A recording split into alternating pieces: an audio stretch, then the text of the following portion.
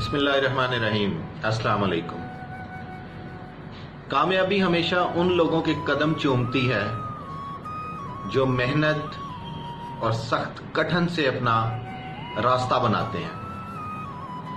कहते हैं कि किसी जमाने में एक बादशाह हुआ करता था। बादशाह बहुत अक्लमंद और दाना था। उसने ये नोट किया कि उसकी आवाम बहुत निकम्मी और मुश्किलात से घबराने वाली है। उसने अपने वजीरों को इकट्ठा किया और एक प्लान किया।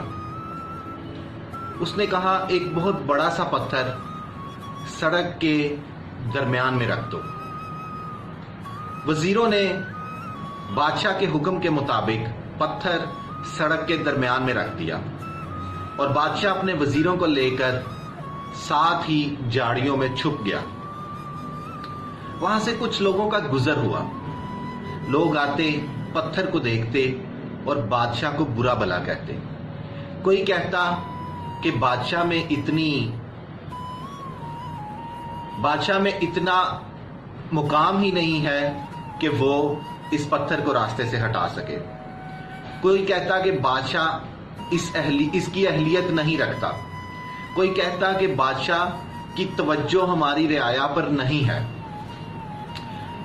गर्ज ये कि हर बंदा अपनी कहानी सुनाता। किसी ने उस पत्थर को वहां से हटाने की कोशिश नहीं की। बादशाह बड़ा मायूस हुआ। इतने में रात होने वाली थी कि एक किसान वहां से गुजर रहा था। किसान ने गुजरते गुजरते पत्थर को देखा। पहले तो किसान इधर उधर होके देखता रहा, फिर किसान ने पत्थर को हटाने की कोशिश शुरू कर दी। उसने बड़ी कोशिश की लेकिन पत्थर टस से मस ना हुआ। किसान पसीनों से शराबोर, लेकिन उसने हिम्मत नहीं हारी।